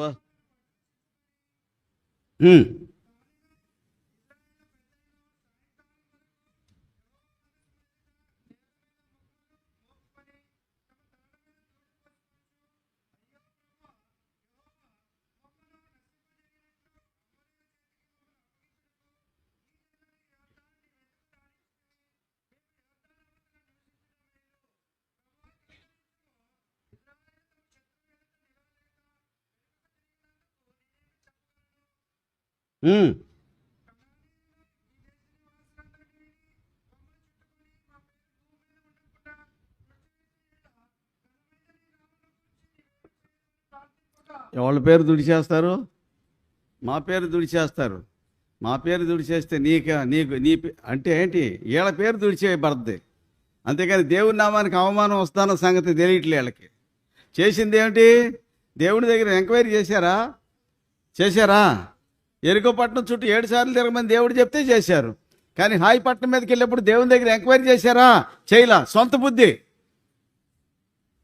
కాబట్టి 36 మంది చచ్చిపోయినారు. ఇప్పుడు వచ్చి యెహోషువ అంటాడు, మేము ఇక్కడ దాకా వచ్చేది ఎందుకు, ఆ యోర్దాను అవతల ఉంటే పోయేది కదా అని రాగాలు తీస్తున్నాడు ఆయన. అప్పుడు దేవుడు అన్నాడు, లేమ్ము, ఇచ్చట నీవేళ ముఖము నేల మోపుకొందు. ఇశ్రాయేలీలు ఏమన్నాడు? చేసింది ఎవరు? చేసింది ఎవరు? ఆకాను. 7వ అధ్యాయం 1వ వచనం. ఇశ్రాయేలు తిరుగుబాటు చేసిరి. ఇక్కడేమన్నాడు? 10వ వచనం ఏమన్నాడు? ఇశ్రాయేలు చేసింది ఎవరు? ఒకడే కదా. ఇశ్రాయేల్ పాపం చేసింది ఒకడే. బురద ఎవరి మీద పడింది? సమాజం అంతటి మీద పడింది. సమాజానికి బురద అంటించడానికి ఒక్కడు చాలు. సమాజానికి పేరు పాడు చేయడానికి ఒక్కడు చాలు.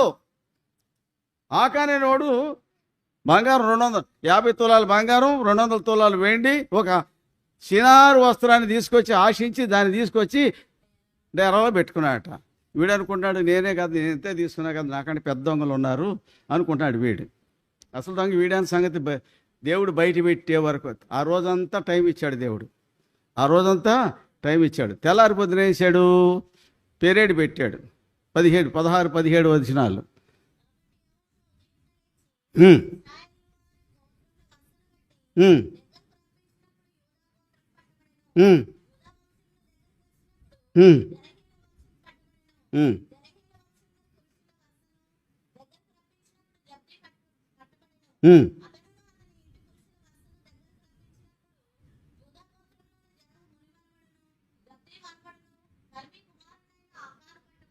ఎవరు పట్టబడ్డారు?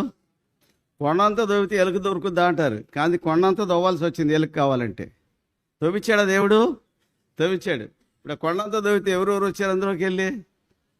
యోధా గోత్రం వచ్చిందా? తర్వాత జరహు వచ్చాడా? జరహు. తర్వాత జబ్ది వచ్చాడా? తర్వాత కర్మీ వచ్చాడా? కర్మీ కుమారుడైన ఆకాను. వీడి పేరు బయట పెట్టడానికి వాడు పితరుడు, వాడు వంశకర్త యోధాను బయటికి తెచ్చాడా లేదా? ఇంకా తర్వాత జరహుని తెచ్చాడు, తర్వాత జబ్దీని తెచ్చాడు, తర్వాత వాళ్ళ నాయన పేరు తెచ్చాడు. ఎంతమంది మీద బురద వేసాడు వీడు? చెప్పరే, ఎంతమంది మీద వేసాడు వీడు బురద? వాళ్ళ తాత, వాళ్ళ ముత్తాత, వాళ్ళ గోత్రకర్త, అంతేకాకుండా గోత్రకర్తే కాకుండా మొత్తం ఇశ్రాయేలు మొత్తానికి అంటించాడు ఈ బురద. ఒకటి చాలదా ఈ బురద అంటించడానికి? ఎవడన్నా తప్పు చేసి పోయినాడు అనుకోండి, సంఘం బయట పారిపోయినాడు అనుకోండి, పట్టుకున్నారు పోలీసు వాళ్ళు. అరే నువ్వు ఎక్కడుంటావు అంటే కర్మేలు ప్రార్థనా మందిరం అన్నాడు అనుకోండి, ఏమండి ఎవరి పేరు చెప్పడాడు? నువ్వు ఎక్కడోడు అంటే కర్మేలు ప్రార్థన మందిరం చిట్టినగర్ అంటాడు. అంటే అనగానే ఏమైంది? ఎవడి మీద పడింది బురద? ఎవడి మీద వేశాడు? అందరి మీద. అంటే ఇక్కడ ఉన్నోళ్ళు తప్పు చేసింది ఒకడు, బురద అంటుకున్నది అందరికీ. ఒక్కడు చాలు సంఘానికి బురద అంటించడానికి. ఆ రోజునే దేవుని దగ్గర మొక్కాలు నేల మోపి ఏడ్చారు కదా. మరి ఇవాళ 400 సంవత్సరాల తర్వాత ఏమైందంట? ఈ సంఘ పెద్దలకు ఏమైంది? ఎందుకు మనం ఓడిపోయాము? అదే యెహోషువ 1 సమూయేలు 4వ అధ్యాయం 3, 4 వచనాలు.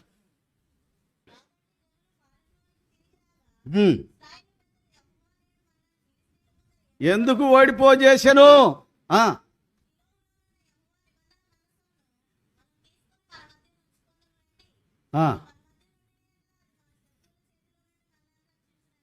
అంతేగాని యెహోషువలాగా ఏడ్చారా అండి? ఏడలా. అంటే 400 సంవత్సరాలు దాటేసరికి వీళ్ళ సొంత ఆలోచనలు వచ్చినాయి.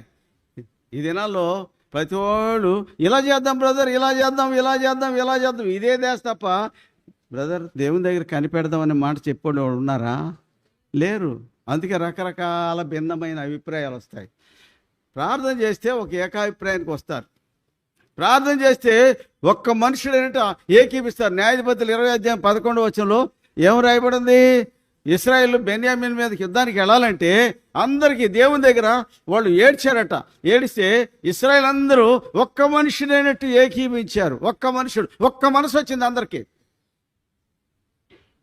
ఇదేనా ఏదైనా పని చేయాలనుకోండి, పని చేయాలంటే ఒకడంటాడు అంత డబ్బు ఎందుకు అంటాడు, ఇటు పెట్టేది లేదు సచ్చేది లేదు, జేబులోకి వెళ్ళి 10 రూపాయలు తీయడు.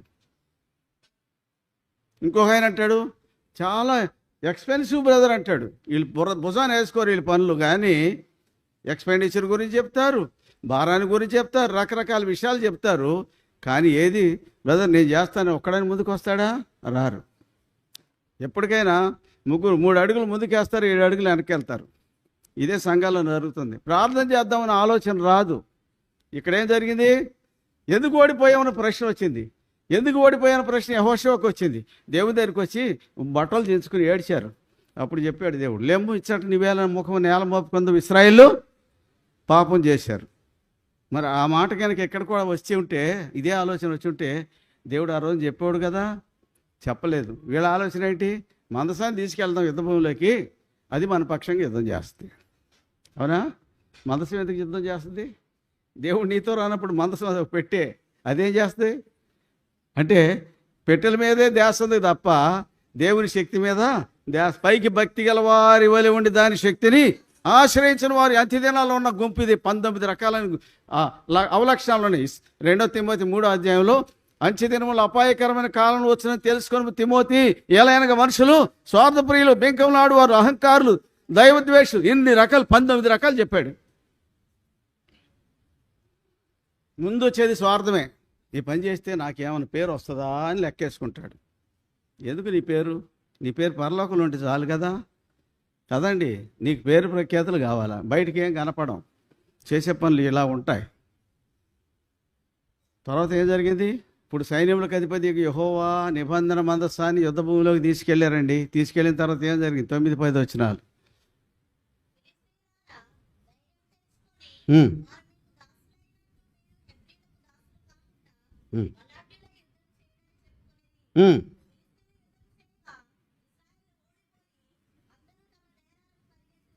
మందసాన్ని ఏం చేశారు? మోసుకెళ్ళారు కదా. మందసాన్ని ఏం చేశారు? దాని మానాన్ని దాన్ని వదిలేశారు. ఎవడికాడి పిక్కపాలం చూపారు, ఎవడికాడి కాలికి బుద్ధి చెప్పినాడు, పారిపోయి వచ్చినారు. అరే మందసం తీసుకెళ్ళామే. మందసం అనేది పరిశుద్ధ స్థలానికి అతి పరిశుద్ధ స్థలంలో ఉండే మందసము, అది తలకాయ లాంటిది. ప్రత్యక్ష గుడానికి శిరస్సు అది కదా. 4వ వచనం ఇంకొక మాట ఉంది, 2వ మాట. కొందరిని పంపి సైన్యములకు అధిపతి యెహోవా నిబంధన మందసమును షిలోహు నుండి తెప్పించిరి. ఏలి యొక్క 2 కుమారులు ఎక్కడున్నారండి? ఎక్కడున్నారు వీళ్ళిద్దరూ? ఎక్కడున్నారండి? మందసం దగ్గర. వీళ్ళు ఎక్కడ ఉండాల్సిన వాళ్ళు? చెప్పరేమండి. ఎక్కడ? బయట ఉండాల్సిన వాడు ఇప్పుడు ఎక్కడికి వచ్చాడు? బలిపీఠం దాటాడా? First violation. గంగాళం దాటాడా? Second violation. తర్వాత పరిశుద్ధ స్థలంలోకి వచ్చాడా? Third violation. అక్కడ పరిశుద్ధ స్థలం ఏమున్నాయి? దీపవృక్షం ఉంది, సన్నిధి రొట్టెల బల్ల ఉంది, ధూపవేదిక ఉంది. ఇన్ని వైలేషన్ చేసి 2వ తేర దాటారు. ఎక్కడికి వచ్చారు? అతి పరిశుద్ధ స్థలంలోకి వచ్చారు. ఇంక చెప్పండి. అంటే ఈ కాలం భాషలో చెప్పాలంటే, దేవుణ్ణి ఎరగనోడు, మారు మనసు లేనోడు పుల్పీటి మీదకి వచ్చి బైబిల్ తీసుకుని బోధ చేస్తే ఎలా ఉంటుందో ఏలీ కుమారులు చేసిన పని అది. ఇంక అర్థమైందా? ఈ కాల భాషలో చెప్పిందా మీకు ఇది? ఎక్కడున్నారు వీళ్ళు? అతి పరిశుద్ధ స్థలంలో నిబంధన మందసం దగ్గరికి వచ్చారు ఏలీ కుమారులు. ఎక్కడ ఉండాల్సిన వాళ్ళు? మరి దినాల్లో ఎక్కడ ఉండాల్సిన వాళ్ళు ఎక్కడికి వచ్చేస్తున్నారు? ఎవడు పడితే ఆడు వస్తున్నారు. పులిపిట్టి మీదకి ఎవడు పడితే వాళ్ళు వస్తున్నారు. జాగ్రత్త. దేవుడు చెప్పాడు, నేను చెప్పే మాట కాదు. నిర్గమకాండం 24వ అధ్యాయం. నిర్గమకాండం 24వ అధ్యాయం మొదటి 2 వచనాలు.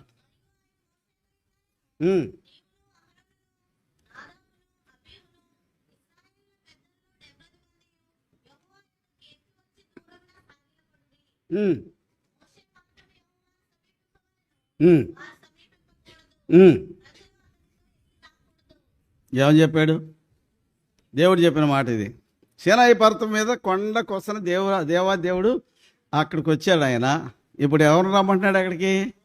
నీవును, మోషే, అహరోను, నాదాబు, అబీహు, ఇశ్రాయేల్ పెద్దల్లో 70 మంది ఎక్కి వచ్చి దూరమున సాగిలపడి ఎవరు రావాలి దేవుని దగ్గరికి? మోషే మాత్రం యెహోవాను సమీపించవాలి, వారు సమీపించకూడదు. ఐదో వచనంలో ఏముంది? ఉమ్, ఉమ్, ఉమ్. ఏముంది అక్కడ? 14వ వచనంలో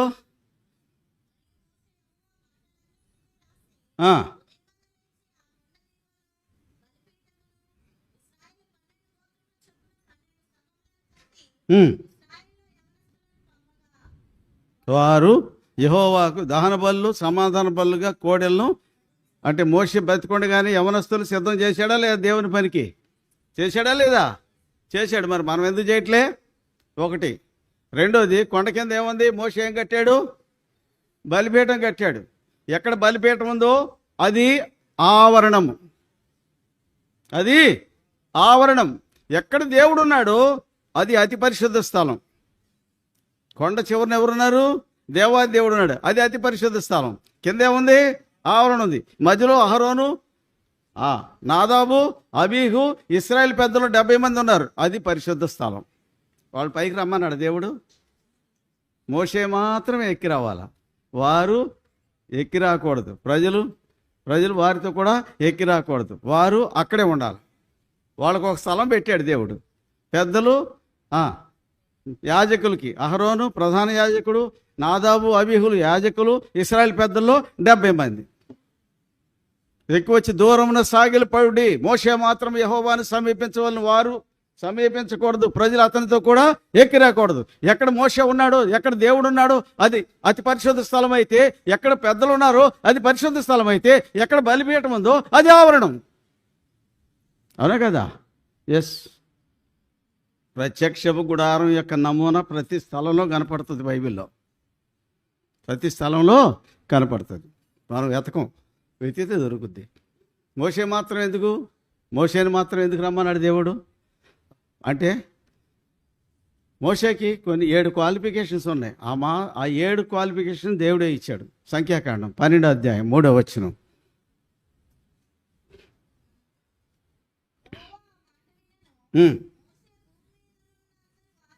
వారందరిలో మిక్కిలి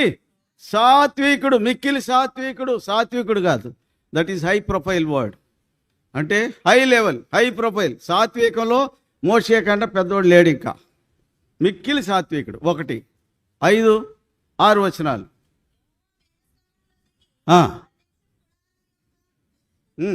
చదవండి.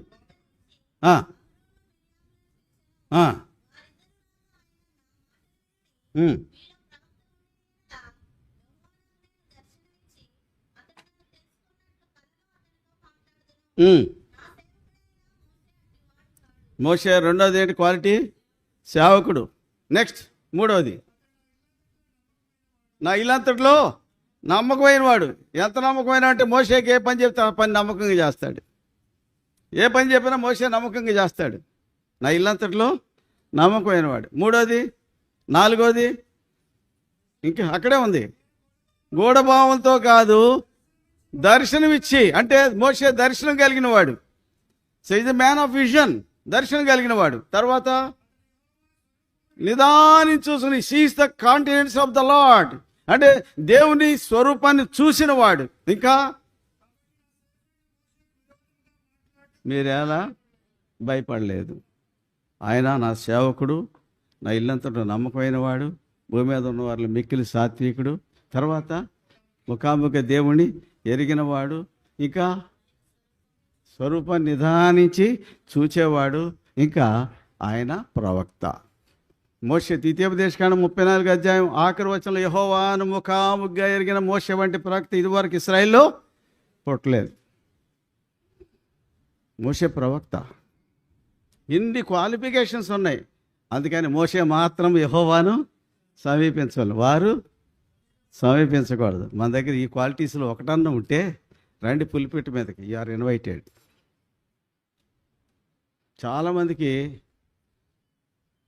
చాలామందికి ఈ మధ్యలో ఈ యూట్యూబ్ ఒకటి పెట్టారు. ఇది పిచ్చి ఎక్కువైపోయింది జనానికి. యూట్యూబ్ పిచ్చి ఎక్కువైంది. కాబట్టి ప్రతిోడు నేను కనపడాలి. ఎక్కడ? యూట్యూబ్లో కనపడితే లోకం అంతా నన్ను చూస్తుంది. ఈ పిచ్చి ఎక్కువయ్యే సంఘాల్లో గలిపిలు ఎక్కువైంది. ఇప్పుడు ఇది లేకుండా ఉంటే బాగుండు. ఏది? యూట్యూబ్ లేకుండా ఉంటే. ఆ ట్యూబులు వచ్చి అందరిని పాడు చేసినాయి. ఏమైనా వాళ్ళారా, వాళ్ళ సంఘం గలిబిలు అవ్వడానికి కారణం యూట్యూబ్ ఒకటి రీజన్. పుల్పిట్ మీదకి ఎవరు పడితే వాళ్ళు రావద్దండి. మోషే మాత్రము యెహోవాను సమీపించవలను. అదే పుల్పిట్. ఇది అతి పరిశుద్ధ స్థలం. ఇదంతా పరిశుద్ధ స్థలం. దీని బయట ఉన్నది ఆవరణలోకి అందరు రావచ్చు. పరిశుద్ధ స్థలంలోనికి ఎవరు ఆరాధిస్తారో వాళ్ళే రావాలి. యాజకులే వస్తారు. అతి పరిశుద్ధ స్థలంలోనికి ప్రధాన యాజకుడు ఒక్కడే వస్తాడు. ఇది దేవుని క్రమం కదా. ఇప్పుడు ఏమైంది? రండి మళ్ళీ మాటానికి వెళ్దాం. 1 సమూయేలు 4వ అధ్యాయం 10వ వచనం. అప్పుడు అత్యధికమైన వధ జరిగాను ఇశ్రాయేల్లో.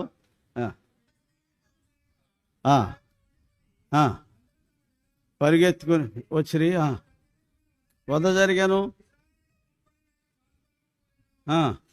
మరియు దేవుని మందసం పట్టబడింది. చాలు. ఏమైందండి? మందసం పట్టబడింది. ఎవరిలోకి వెళ్ళిపోయింది? ఫిలిస్తీన్లోకి వెళ్ళింది. ఫిలిస్తీన్లు ఏం చేశారు? వచ్చి ఆ ప్రత్యక్ష గుడారం ధ్వంసం చేశారు. వాళ్ళు అడివి మోక, మహా క్రూరమైన వాళ్ళు. ఆ ధ్వంసం చేశారు. తిరిగి అక్కడ ప్రత్యక్ష గుడారం కట్టబడలేదు. ప్రత్యక్ష గుడారం కట్టబడలే. ఫిలిస్తీన్ దేశానికి వెళ్ళిపోయింది నిబంధన మందసం.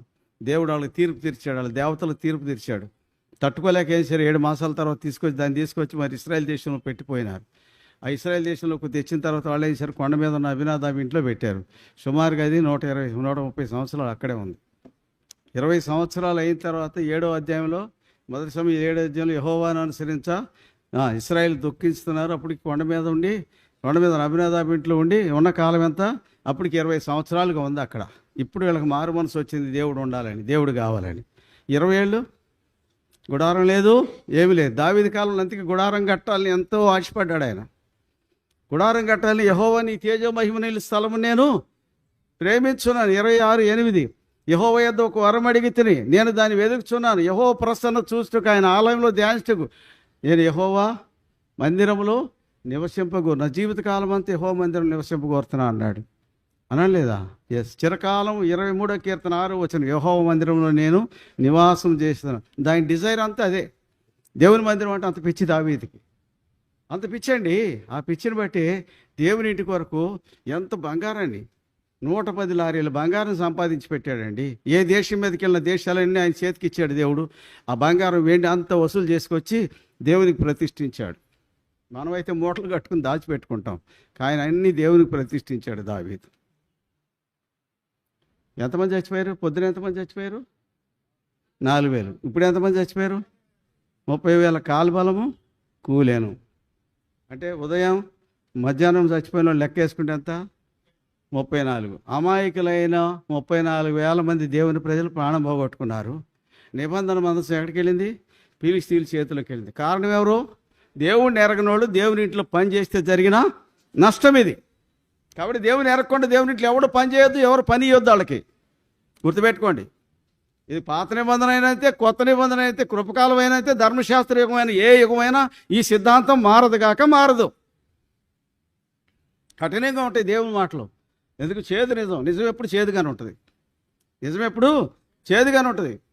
చేదు నిజం అంటే అదే పచ్చి నిజం. చేదు నువ్వు జీర్ణించుకోవాల్సిందే. నువ్వు జీర్ణించుకోవాలంటే నీ బ్రతుకు మార్చుకోవాల్సిందే. నీ బ్రతుకు మార్చుకోకుండా, మారు మనసు పొందకుండా దేవుని ఇంట్లో దయచేసి ఎవడు పని చేయొద్దు, ఎవరు పని చేయొద్దు.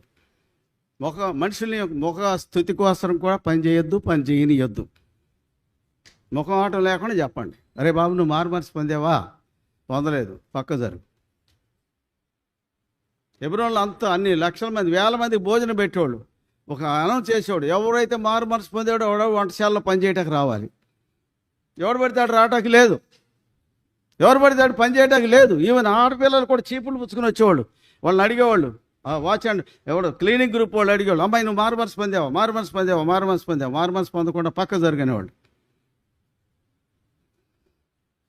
ప్రేమైన వాళ్ళారా, దేవుడు మారు మనసుకి అంత పెద్దపీట వేసాడు దేవుడు. అందుకే మూలోపదేశాలు. కాబట్టి నిర్జీవ క్రియలు విడిచి మారు మనసు పొందుట బేసిక్ క్వాలిఫికేషన్ ఇది. రెండవది దేవుని యందలి విశ్వాసం. ఈ మూడు నీ పక్కన జరగాలి. నాలుగవది బాప్తిసం హస్త నిక్షేపణం. బాప్తిసం కూర్చుని బోధ హస్త నిక్షేపణం. ఇది సంఘానికి ఉన్న బాధ్యత. నువ్వు మారు మనసు పొందేవని నీ మారు మనసును గుర్తించి సంఘం నీకు బాప్తిసం ఇస్తుంది, హస్త నిక్షేపణం చేస్తుంది. అప్పుడు నువ్వు సంఘంలోకి వస్తావు, గుర్తించబడతావు. తర్వాత మిగతా రెండు ఉన్నాయి. మృతుల పునరుద్ధానం, నిత్యమైన. నేను మృతుల పునరుద్ధానం గురించి ధ్యానించావు. నువ్వు దాంట్లోకి రావాలంటే ఈ క్రమంలోంచి వెళితేనే వచ్చేది. ఈ క్రమంలోకి వెళ్లకుండా దానిలోకి రావు. మృతుల పునరుద్ధానంలో పాలిభాగస్తుడు కావాలంటే ఈ క్రమం ద్వారానే వెళ్ళాలి. బైపాసులు లేవు, షార్ట్ కట్లు అంతకన్నా లేవు. దేవుని క్రమంలో షార్ట్ కట్లు బైపాసులు లేవండి. ఇప్పుడు వాళ్ళు బైపాసులోనే వచ్చారు. ఎవరు? హోప్ని పీనహాసులు. బలిపీఠం దాటారు, గంగాళం దాటారు, ప్రత్యక్ష గుడారంలో మొదటి తెర దాటారు, ఇంకా సన్నిధి రొట్టెల బల్ల దాటారు, దీపవృక్షాన్ని దాటారు, ధూపవేదికని దాటారు, రెండో తెరను దాటారు, నిబంధన మందసం దగ్గరికి వచ్చి తేలారు. అక్కడ పడ్డారు దేవుని చేతిలో.